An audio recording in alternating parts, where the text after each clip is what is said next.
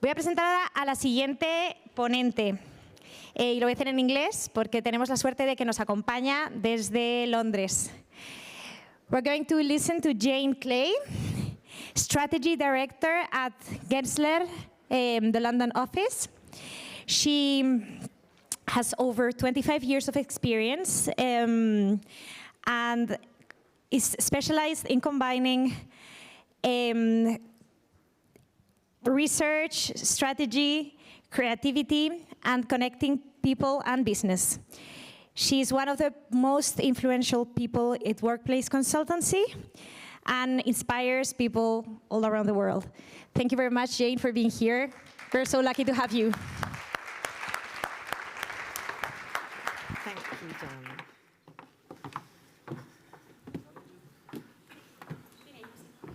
Okay. Right. Oh, bending down's hard these days. And I lied about the 25 years of experience. It's more like 42, but 25 sounds better. Now, if I click this button, do my slides appear? No?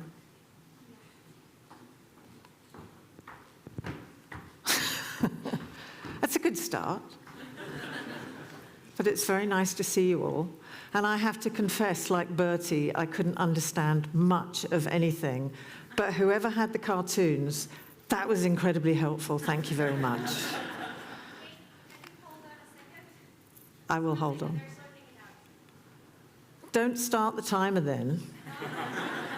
Otherwise, I've been cheated. I can ad-lib, but I'm not dancing. I've got a bad hip.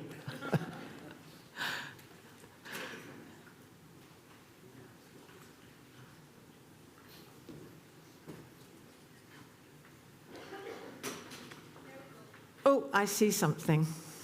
Okay, so you're probably wondering why I'm talking about this. I just thought I'd change things up a bit.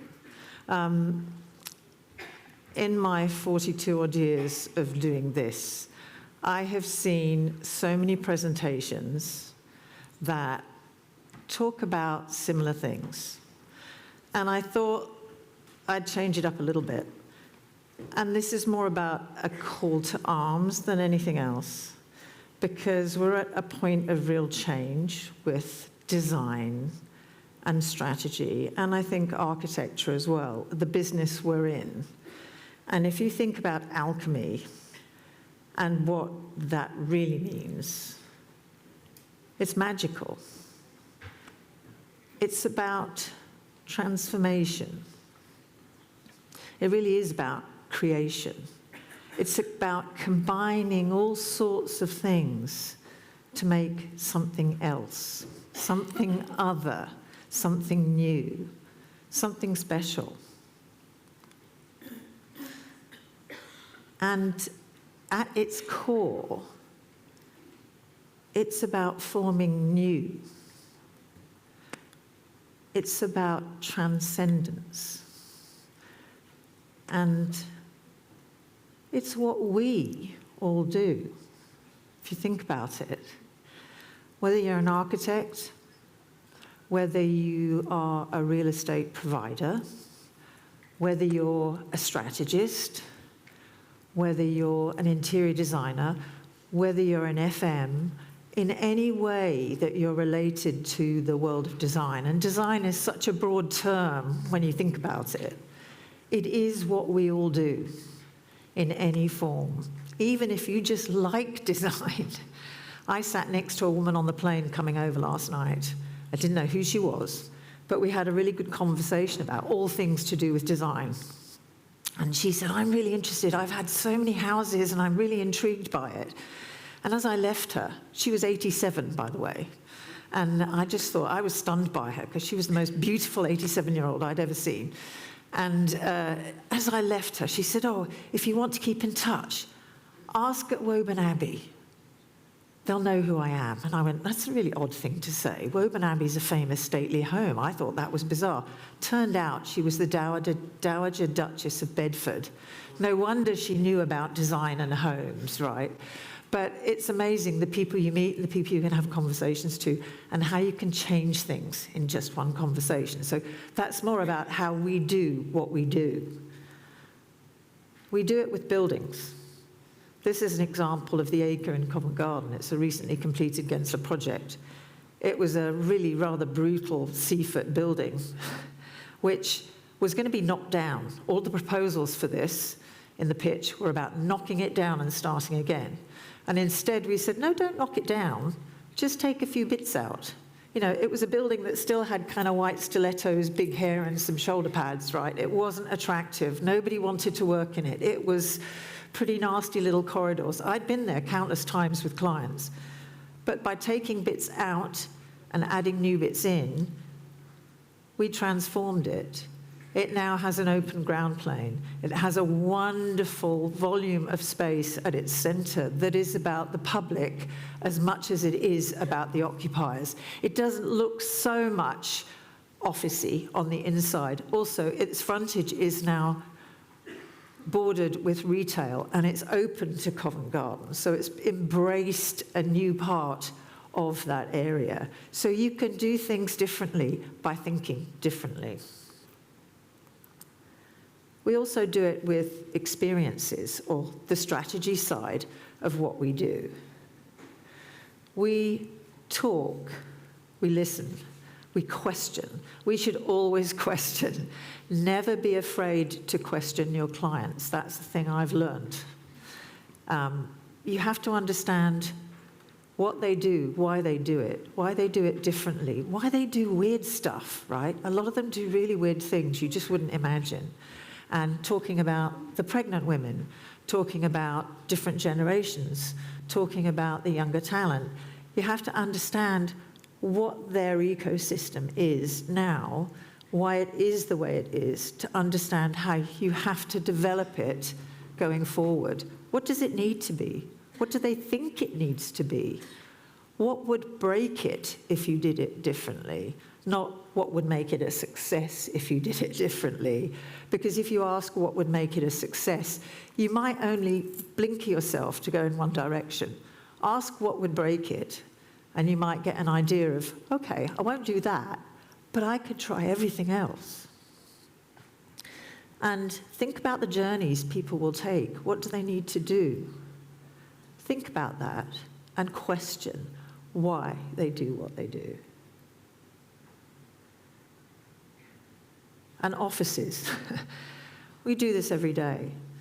Francisca asked me, let's try and talk a little bit about different types of offices, not corporate. Why are we changing? I think in a way we all know why we're changing, and Bertie talked a little bit about that as well. And I have to say I couldn't understand a lot of the Spanish presentations, as I said before, and I'm sure maybe you all talked about it too. But this is a financial services client in Glasgow, recently won a BCO, British Council for Offices Award. But you wouldn't think it's financial services. Used to be very, very corporate, ranks and ranks of desks. It's on a campus. But when you look at it, it's got, kind of homey sofas. It looks very different. And this isn't just the public parts of the building. This is the actual workplace parts where the desks are. So these spaces are within the desk areas. It's very different. And remember, everything we do, a bit like that workplace ecosystem, there's tangible and intangible parts. Just like an iceberg, actually, I should have had the slide up the other way. The intangible goes much further than what we see. When we look at projects and we talk to our clients, what we see is just literally on the surface. The things that make them tick and that will drive the design are way, way deeper. We don't really know until we ask and until we question what will really make their future the best. We can't bring our egos to the table and think we know better as designers or architects until we've really interrogated, turned things over, done our research, asked the questions, looked at the insights, looked at the data, and asked, why is it like that? Is that just a habit or is that necessary? we have to really look at it closely, because the intangibles are the things that sometimes give you the best insights into the why. And I think we rush that a lot on balance, particularly now, because I think we're all rushing to find the next thing, rushing to find the answer. Yet, or also, we know anyway that change is a constant. We know this. The world changes every day, something new. And if we think about workplace, this is just a simple timeline I put together. You know, think back to Rome. You had the officium. Then you had the scriptorium, places where monks used to go and write those beautiful letters, right? That's basically an office. You look at the timeline of the office, then you had the gents clubs, no women allowed, especially not pregnant women. You know, then you had the clerical offices, then you had the old tailorist office that, you know, Frank Duffy and others used to talk about those changes all the time. But then you had the Cume farms, and I worked in one of those once, if anybody was old enough. You know, then activity-based working. You know, many people argue that, are we back to activity-based working 2.0? Then hybrid, what's next? Who knows? We could guess. But also tech. And I have put the note, yes, I've probably missed something. For those of you that may be in tech, I've probably missed something. But, you know, look at the journey and how much of that is exponentially recent. It keeps changing. Who knew we'd be holding a bloody great computer in our hands? We didn't know that. You know, I started work when there wasn't a phone. There weren't computers. I had a massive great book drawing board in my cube when I started work in the States. You know, times have changed a lot. But also generations. There's probably a bit too much information on this slide, but who cares? You think about Gen Z and you think about Alpha. You know, one is focused in on relationships, mental health, sustainability. You know, they're the digital natives. Maybe not quite the first digital natives, but digital natives, right? They are really focused on learning by doing. Don't listen much. That might be a sweeping statement in my experience, but, you know, they do things very differently to, say, my generation. And then Alpha, you know, they're really onto the equality and the inclusion. They're still interested in the well-being and the health, but also only 50% of them have a university degree, and 65% of the jobs that they will work in don't actually exist today. That's quite a scary thought. But then, not surprising perhaps in other ways. But they learn differently too.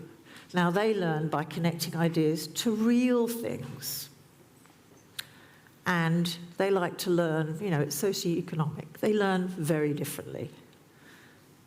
But Gen B has just arrived as of January this year.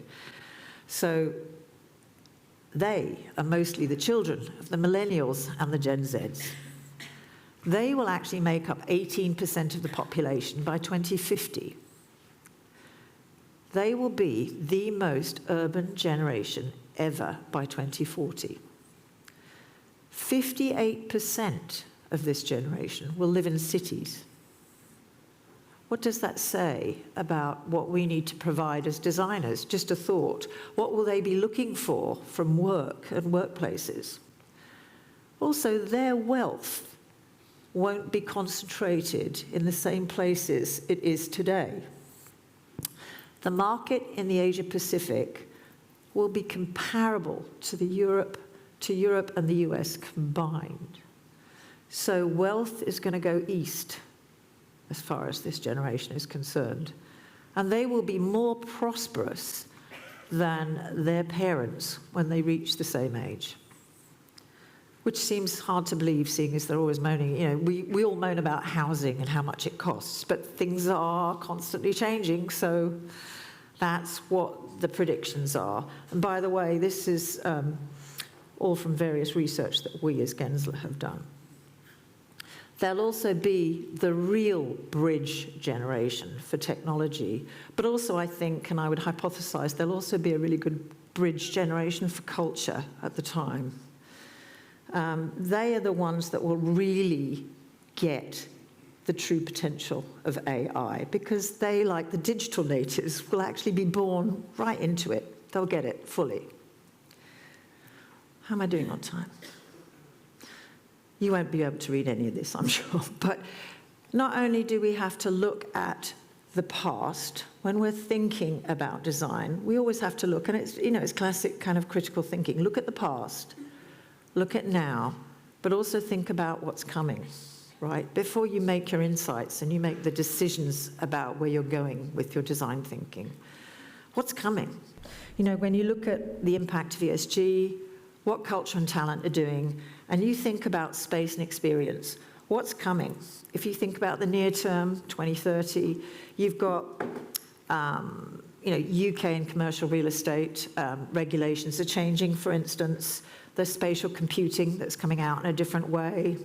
You've got neighbours supersedes EPC. You've got a large increase in diversification, representation in workforce planning. You've also got certification of carbon neutrality coming. You've got multi-generational building standards that are going to arrive. And the UK eventually will hit net zero, which I think we never thought we would, because we set ourselves a hard standard. So in your own way, always think ahead. This would be my advice when you're thinking about the designs that you're doing. Look back, look now, but also look forward. So it's the now, the near, and the next. That's what you've got to consider, because it's all things in balance. And we know, and this is from Gensler's Global Workplace Survey. Gensler has their own research institute, and we produce our Global Workplace Surveys every few years. This is from our most recent one. And only 14% of people actually want a corporate workplace experience. I think we kind of know that, but it's quite a surprising statistic that, over 80% of people do not want a corporate workplace experience anymore. And I think that ties in with some of the themes that I think you've all been talking about. We want other stuff. We want a little bit of everything. Look at the shifts. It's really more about, people don't want that business environment. It's actually pretty equal spread amongst things like, hey, I want a bit of nature. I want a bit of that creative lab environment. I want a place that feels more like home. I also want a convening space that's about group work, innovation work together. I want a clubhouse, something that feels special for me, like I'm invited to it. And I want something that's a little boutique hotel as well. So it's really that big shift from things that feel very businesslike to something that feels a little bit more choice-based and unique. Of course, with all of these, the mix is all about the culture of that organization. This isn't a magic bullet, because really this is a consensus view from a survey. What's right is what's right for your organization or your client's organization, because their culture is what will drive the right mix. And also, don't forget what's outside the building, because they want more other stuff. They want the extras. So the cafes, the markets, the food halls, the nap spaces, right? They want outdoor workspace, all of these things. Bertie put up some menus, but look again, here's another menu, an extensive menu. And other stuff, right? The stuff outside, the restaurants, the bars, the childcare, the arts, the cultural facilities. People are beginning to see these as extensions of their workspace, even though they're not part of the organization's space. They're extensions to their work-life balance. And if we don't make the right choices about the buildings we go to, talent might not want to go there. So these are important decisions when we're thinking about real estate. So I kind of propose that we need a little bit more magic in what we do and how we do it. Does anybody know what this building is? albeit it's a slightly bad mashup that I've done of the building in just after the war when it was erected and just before it was demolished. Anybody got an idea? No? It's Building 20 at MIT. Has anybody heard of that? It's a pretty famous space. It was erected just after the war as a temporary lab. It had a concrete base, but everything else was made of wood or plywood.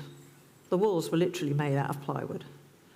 Probably the worst design ever to last for that long. It was demolished in something like 1998. But it was known as the magical incubator. It had a way, this quote, which came from a commemoration speech just before its demolition, it had a way of casting a spell, a magical spell, over anybody who worked there. It had that uncanny power to bring out the best in everybody. Now, it was probably the worst working environment you could ever imagine. It was too hot in summer, freezing in winter. The layout was appalling. The numbering system was absolutely awful. But what happened? Numerous different people were put in there, and they just kept bumping into each other all the time. They'd have conversations. So somebody from a lab doing acoustics would talk to somebody from a lab doing, I don't know, genomics or whatever. So when you think about it, and I have to bring up the list because I couldn't remember the list altogether, but let me tell you the things that got discovered there. Gillette, the disposable razor.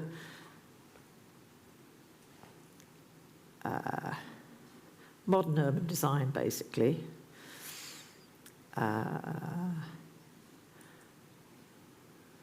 Genentech, HP,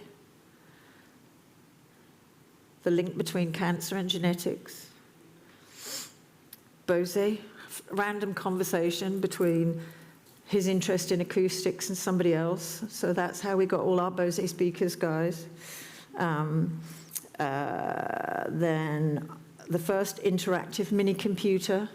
You know, the list goes on and on and on. But this was about all of those encounters between random people in a space that really wasn't worth much, that performed dreadfully.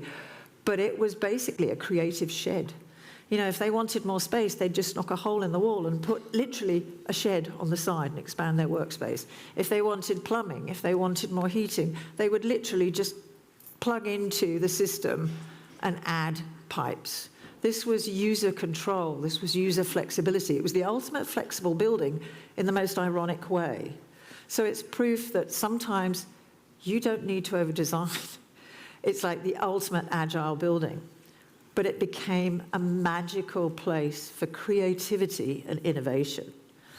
So it's worth just a reminder that magic can happen in the weirdest and scrappiest of ways. So how do we think about getting some of that magic back? I mean, we're all brilliant at what we do. We create places like this. We do our research. We have ways of doing things that are amazing. But how do we get the spark back? What makes a difference now? I mean, I would say the first thing is to put ego aside. Put your clients first. Put yourself in their head. And remember, AI can't actually do everything, right? It can't do the people stuff. This is actually a study from the World Economic Forum Future of Jobs report. And it looked at, you know, what could be substituted by AI. And if you look at that, you can see that it's really the people-y stuff, right? The kind of stuff that's a little bit more chaotic, because people are unpredictable. And we like a little bit of unpredictability, just in the same way we don't like being told what to do by HR. We don't like being told to go to work 5 days a week. There are things that we do naturally, you know, the empathetic skills, the thinking in the moment skills, the random thoughts that nobody thinks would work. Now, a computer might just say that's not logical, or AI might say that's not logical. We can spark things together in different ways. So AI won't necessarily solve everything, and we should remember that. And also, I think we really need to leverage all of our talent. I've been thinking about this a lot recently in a very selfish way because I'm of a certain age. But the workplace will only work if we balance out our talent. And this is key to getting the design right, because you have to balance the wisdom that the older generation brings. They're the senior leaders. They have the experience, and that experience is across multiple contexts, multiple organizations, and multiple cultures. And they've made mistakes, and they've got through them, and they've picked themselves up from those mistakes. And then you have the practicality. You've got the skilled professionals who are at the core. They're building knowledge and they're building expertise. They're controlling some quality and they're controlling best practice. They're actually the guys running the show day to day, most likely. But then you've got that emergent talent. That emergent talent, they're young and they're new and they're eager. A lot of these guys have come out of COVID college, right? They've had nobody. They want the social. They're eager. They're keen. But they've also got a certain, quality to them because they've been taught to be ballsy, right? They've been taught to do that because work was hard to find if they weren't ballsy. They had lots of competition. So they're not scared to try stuff out. They're not scared to challenge the rest of us. Now, the magic happens when you bring those three together and you get that mutual openness. That's when you really get the magic, right? And so the magic actually comes from within. And if that's surrounded with a really good level of emotional intelligence, and that's bounded by a strong culture within an organization, then the shell or the design that you put around it should, by all rights, be intuitive. It becomes a veil that forms around that organization, and it should come naturally. It shouldn't be a struggle. It shouldn't be a fight. It should be a joy to provide that design. So I would say that when we think about future design, and we think about design as we go forward, I have to say you have always got to invest in the strategy. The strategy is fundamental. This is when you ask the right questions, when you ask what will break you, what will really screw this up for you, what can I not do, how far do you want me to go, how far do you want me to challenge you, what are you afraid of, what's your 20-year picture, I can always bring it back, how brave are you? And you've got to start with a purpose. If there isn't a clear vision that's led from the top, then you ain't going anywhere with that piece of design or architecture. And it's got to put the humans first. Put the people first. This isn't a building or a design for ego's sake or for the designer or architect's sake. It's got to engender belonging for those people. And yes, it should flex, really flex those work-life boundaries, because people, all of us actually, have a consumer mindset now. We want what we want when we want it. I never thought I'd want a new work iPhone when the other one's broken or a bit bashed. I didn't think I was like that, but now I do, right? I look at somebody else who has a new laptop and I want it too. I didn't think I was like that. But I've become very like that. It's a bit like going into a shop and saying, well, I want that next new Zara thing or whatever, right? We've all become like that. And that really happens at work as well. But you have to build advocates as you go. So your processes, you've got to, as Bertie said, talk to the parents.